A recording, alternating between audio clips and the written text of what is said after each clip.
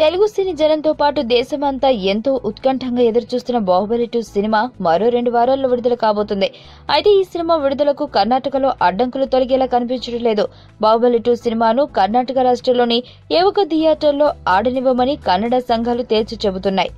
నటుడు సత్యరాజ్ క్షమాపణలు చెప్పే వరకు తన నిర్ణయంలో ఎలాంటి మార్పులు ఉండబోదని కన్నడ సంఘాలు స్పష్టం చేశాయి. కావేరీ నది జలాల విషయంలో నటుడు సత్యరాజ్ చేసిన వ్యాఖ్యలు వెనక్కి తీసుకోవాలని, క్షమాపణలు చెప్పాలని నాగరాజ్ ఆధ్వర్యంలోని కన్నడ సంఘాల సభ్యులు డిమాండ్ చేస్తున్నారు.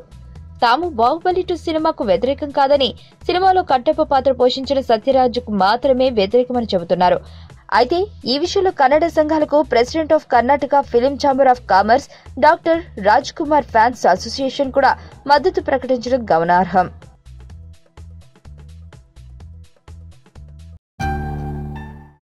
నా పేరు ధనుష్ రిషి. అందరూ ముద్దుగా దరి దరి అని పిలుస్తుంటారు.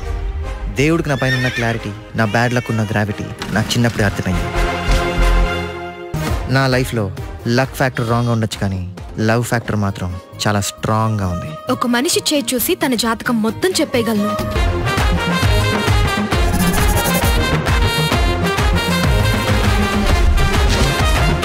Coming soon.